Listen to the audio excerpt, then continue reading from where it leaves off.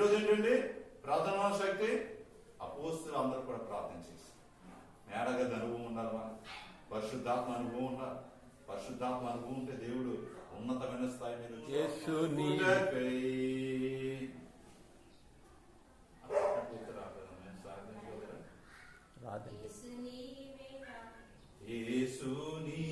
కావాలయా,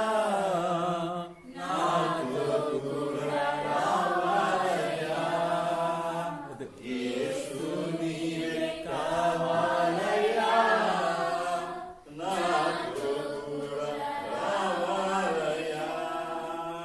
గరుడా నీ దివ్య సన్నిధి నన్ను ఆదుకొనే నా పెన్నిధి, నీవే కావాలయా, నాతో రావాలయా, నీవే కావాలయా, నాతో రావాలయా.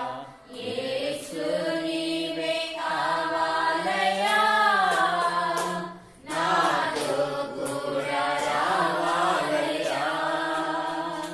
యేసు నీవే కావాలయా, నాతో కూడా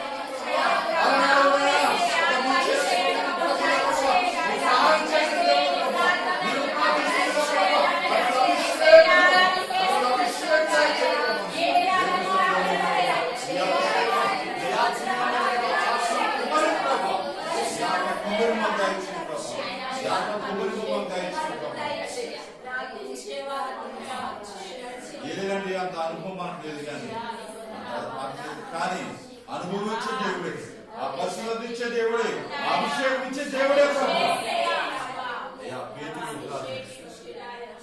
పోస్తులు ప్రార్థించారు, దేవుని సన్నిధిలో అడుగుదామమ్మా.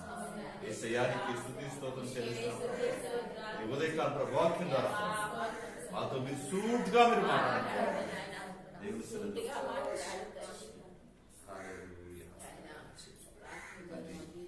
వాక్యం ద్వారా ప్రభావం ఆత్మ మర్మము తెలియపరచండి. యేసు పరిశుద్ధ నామమున స్తుతించి ప్రార్థించి బ్రతిమాలి అడుగుచున్న మా పరమ తండ్రి. ఆమేన్. ఆమేన్. ఆమేన్.